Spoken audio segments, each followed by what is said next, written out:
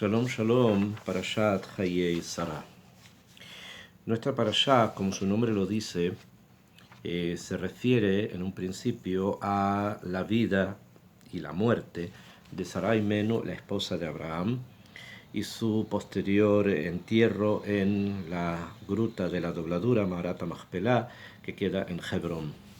Y todo lo que esto significa dentro del punto de vista espiritual, profundo y místico, el hecho de haber enterrado a la esposa del patriarca en Hebrón, la Shom Hebur, que significa conectar, que es el lugar que conecta el cielo y la tierra a través del ingreso que hay allí a el Gan Eden, o sea, al jardín del Edén primordial, primigenio. Sin embargo, en esta entrega quiero referirme, obviamente también está todo el tema en esta parashá de el Shidduch de Yitzhak. Sin embargo, más quiero concentrarme como dije, en esta entrega, en un tema que aparece al final de la parashá, que tiene un significado también bastante profundo y que es necesario decantar, estudiar, analizar, profundizar. Que es lo siguiente: en el pasuk en el Perek, perdón, Haf Hei, en el pasuk Aleph en adelante, hasta el pasuk Vav, o sea, son 6 psukim, la Torah nos cuenta lo siguiente. Vamos a explicar los psukim, vamos a leer, vamos a explicar de una manera simple. Dice: Vayosef Abraham Vaikach Isha Ushema Ketura. Y agregó Abraham y tomó una mujer, y el nombre de esta mujer era Ketura. La explicación simple es que después de haberse casado con Sara, él toma una concubina, o sea, una esclava que es Agar, y después toma a otra mujer, que sería en este caso Keturah, después de la muerte de Sara, que era su esposa. Rashi, sin embargo, siguiendo el Midrash y prácticamente el Masore, tradición que hemos recibido, dice así: Keturah zo Hagar. Keturah, ¿quién es? Agar. O sea, que después de haber expulsado a Agar por iniciativa de Sara, y después de que ella se va, Hashem le hace un milagro y la salva a ella y a su hijo de morir en el desierto. Abraham continúa con Sara, Sara fallece, y después del fallecimiento de Sara vuelven nuevamente a reencontrarse con Agar, llamada en esta vez Keturah. Entonces Rashi nos quiere explicar por qué ahora la Torah la llama a Agar, la llama Keturah. Venikret Keturah al Shem Shenain Maasea Kektoret. La llama Keturah, ¿por qué?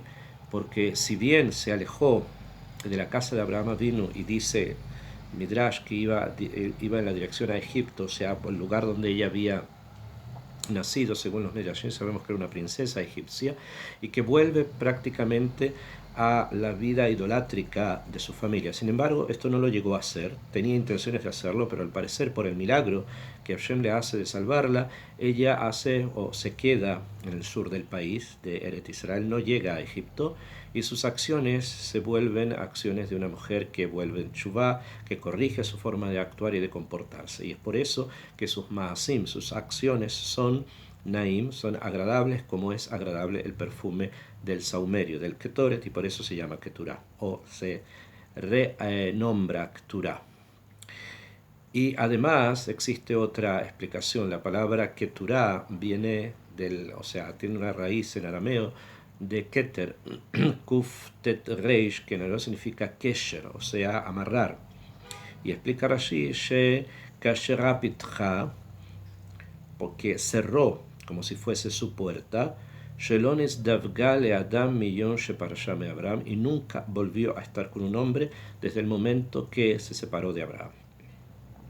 Entonces, por ambos motivos, ya sea por el que sus acciones se transformaban en acciones correctas, como Naim, como el Ketoret, como el saumerio, o del hecho de que se cerró a poderse relacionar con otra persona.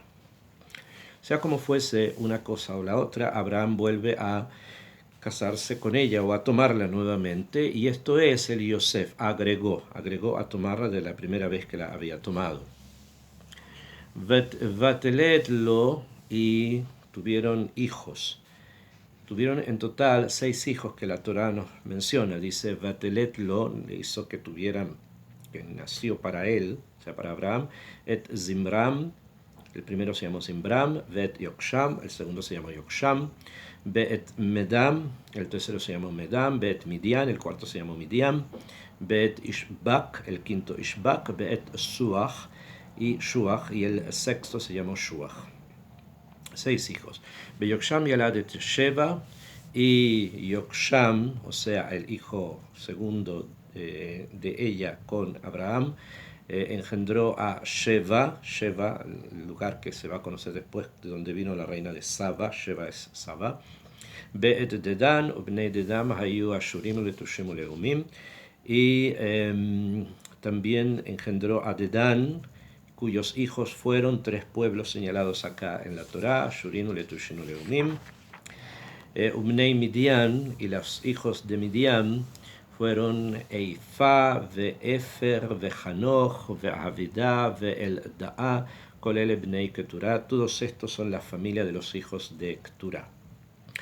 Y después de decirnos que hubo hijos con Keturah, nos enseña la Torá lo siguiente. Dice, Vaiten Abraham, y entregó a Abraham, et kol asher lo le Yitzhak. Todo lo que él tenía se lo entrega a quien, a Yitzhak. Preguntan inmediatamente los comentaristas desde el punto de vista del Pshat a este punto y a este pasuk, que ya nosotros sabemos de que todas las propiedades, todo lo que Abraham tenía, lo había entregado, se lo había dado a Yitzhak en el momento de su Shidduch, que fue una carta que le entregó a Eliezer para que mostrara en cualquier lugar de que todas las propiedades de Abraham le pertenecían a Yitzhak, y de esa manera pudiera encontrar a una muchacha interesada en ser el Shidduch, la esposa de su hijo. Yitzhak era una persona de medios. Entonces, ¿por qué acá se dice que le entregó a Yitzhak et kol hasher lo? Y Rashi nos enseña a la pasuk lo siguiente. Vaiten Abraham, amar Rabbi Nehemia, birkat daiti kinatanlo. Le entregó como una carta, un documento, llamarlo a Kadosh Baruch Hu le Abraham veheye bracha, en la cual le había dicho ya Hashem a Abraham que Abraham, él era símbolo de bracha, de bendición. Abrahot mesurot beyadeja, las bendiciones están en tu mano. Levarech et mi shetirtze, de bendecir a quien tú quieras, y por lo tanto esta persona va a ser bendecida por Hashem en la medida en que Abraham lo bendice. Ve Abraham mesaran le Yitzhak, y Abraham las entregó a Yitzhak. O sea, que lo que Abraham tenía era un poder místico profundo de poder bendecir a alguien y que esa bendición se cumpla. Así Hashem se lo había prometido, y ese poder se lo transmite ahora Abraham a Yitzhak. Esa es la explicación de nuestros comentaristas a este pasuk en este lugar de la Torah, que hubo una entrega espiritual a Yitzhak de parte de Abraham que se llama Berajá, que se llama bendición. Ulivnei hapilakshim, y a los hijos de las concubinas, asher le Abraham, que tenía Abraham. Este pasuk es un poco problemático porque sabemos que Abraham no tenía concubinas sino solo una, que era Hagar, llamada Keturah, como acabamos de comenzar a estudiar. Entonces, ¿por qué las menciona en plural? Hay versiones que dicen en textos de que aquí estaría escrito Pilaksham, sin Yud al final, sino solamente Mem. Sin embargo, en nuestros libros está escrito Pilakshim, que ilu, concubinas. Concubina era una mujer que convivía con un hombre de manera legal, pero que no tenía los mismos derechos que una mujer que tenía Ketubá y Kedushim. En cambio, la concubina no. Entonces, ¿de quién estamos hablando? Hay muchas explicaciones para poder entender por qué está en plural, pero puede ser del hecho que concubina se refiere a que en la época en que Sara estaba viva había una que era Agar, y después de que Sara murió hubo otra que es la misma, o sea, pero que ahora se llama Keturah, y por eso que el pasuk lo pone en plural. Como fuese que sea el entendimiento acá, vamos a ir en el Kab, en el estudio, de que estamos hablando de una sola, o sea, de Keturah, y estos son sus hijos, los hijos de Keturah, de Agar, que incluyen obviamente también a Ismael, como vamos a ver después. Ulimne Apilakshim, y a los hijos de las concubinas, Asherle Abraham de Abraham, Natán Abraham Matanot. Akadosh Baruj Hu le entregó Matanot, regalos, Baishalchen Meal Yitzhak, y los sacó, los apartó, los envió de sobre Yitzhak, o sea, los apartó de Yitzhak, su hijo, Beno, su hijo, como dice inmediatamente la Torah, Veodenu Hai, cuando él, Abraham, todavía estaba vivo. Ketma el Eretz Kedem. Y también acá la expresión en la Torah es un poco extraña y repetitiva porque dice Kedma, que significa hacia el oriente, los mandó hacia el oriente, hacia la tierra del oriente, está repetido.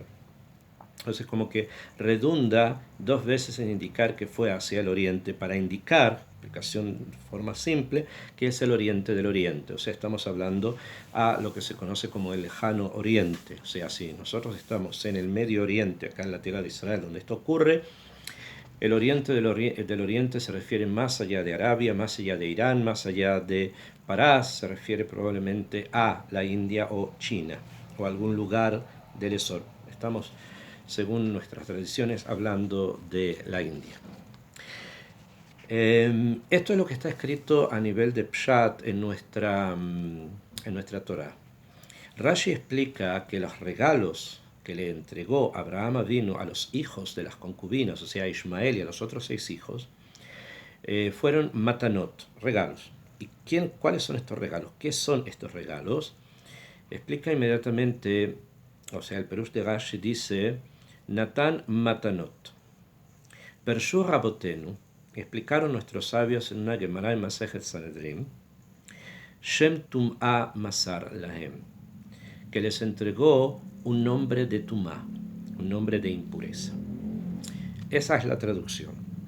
Sin embargo, obviamente todos los comentaristas inmediato hacen una acotación de que Abraham vino era una persona que luchó toda su vida en contra de la Avodah Zará, en contra de la idolatría y en contra de todas aquellas cosas que van precisamente de una manera no correcta con respecto a lo religioso, a lo puro. Entonces es impensable que siendo el patriarca una persona que cuidara la pureza en la relación con Hashem, le vaya a entregar a alguno de sus hijos un nombre de impureza. No es muy lógico pensar que la persona que luchó por el monoteísmo quiera que sus hijos ingresen en aguas impuras. Entonces la explicación es otra. Según lo que los sabios han entendido, nos referimos a que los regalos, cuando se habla de nombres de impureza, se refiere a nombres de Akadosh Baruj Hu que pueden ser utilizados, que pueden ser pensados, meditados, sin necesariamente que haya un ambiente de pureza. ¿A qué nos referimos? Dentro del mundo de la Kedushá, dentro del mundo del judaísmo y de la Torá, la utilización de los nombres de Hashem Itbaraj en las tefilot, en las brajot, bendiciones, rezos, en las meditaciones, pide que hayan etapas previas de purificación.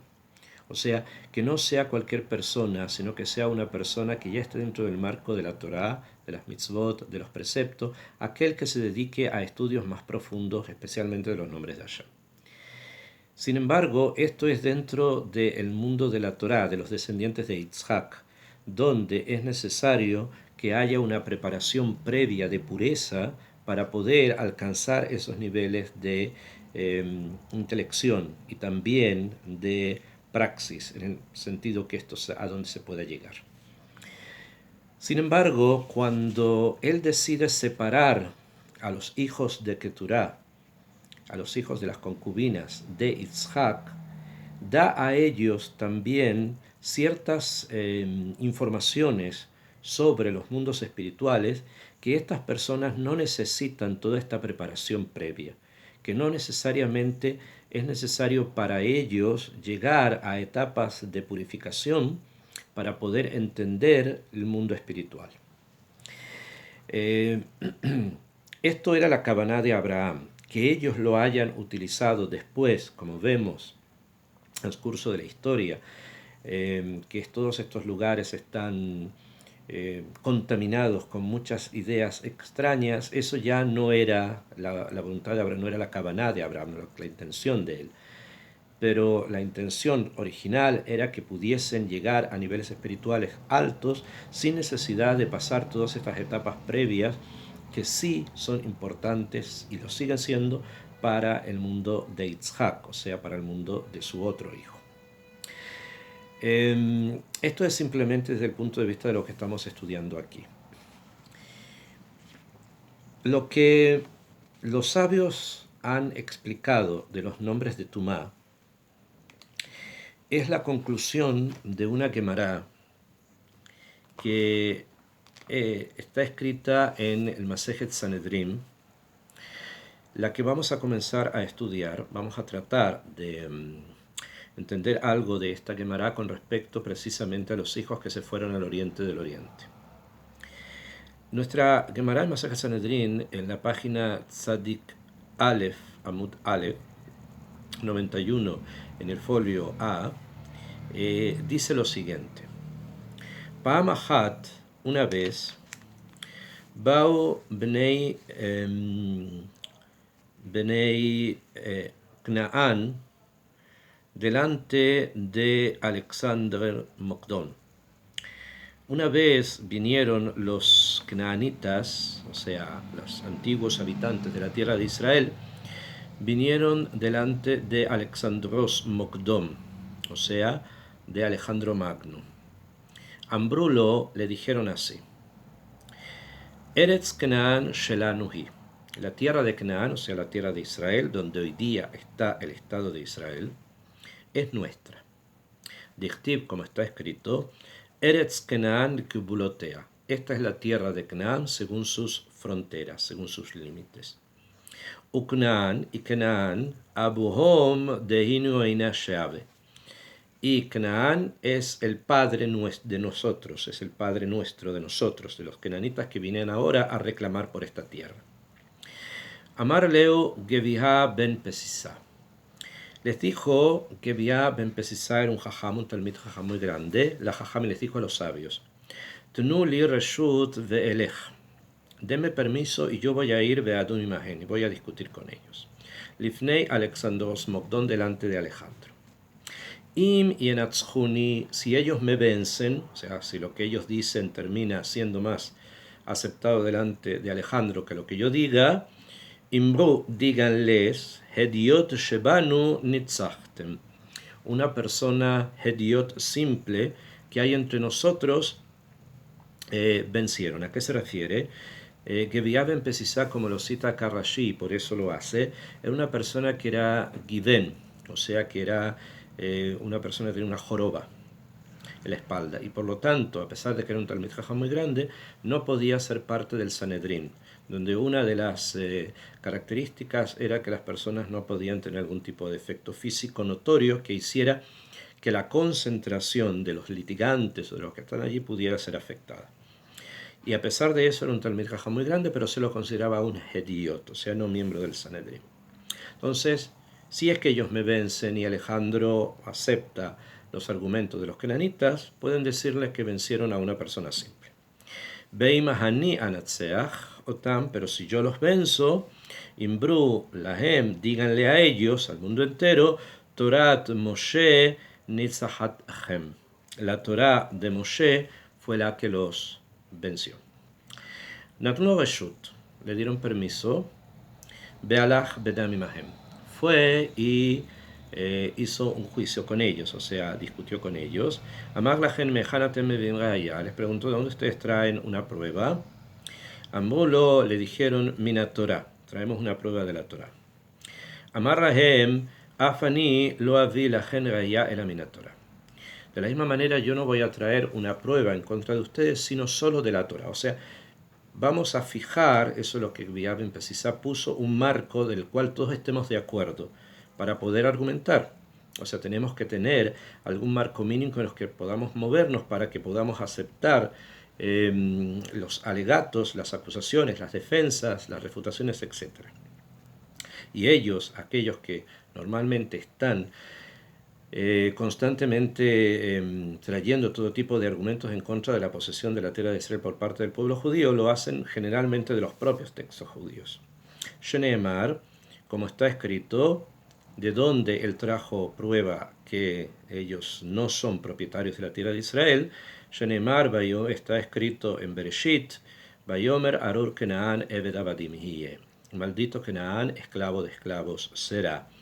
Leahiv para sus hermanos. Eved Shekanane Hasim, Eved Lemine Hasim Lemi. Entonces dijo en el contexto de ideas del momento, cuando un esclavo compra algo, una propiedad, el esclavo es de quién y los bienes son de quién, obviamente del amo.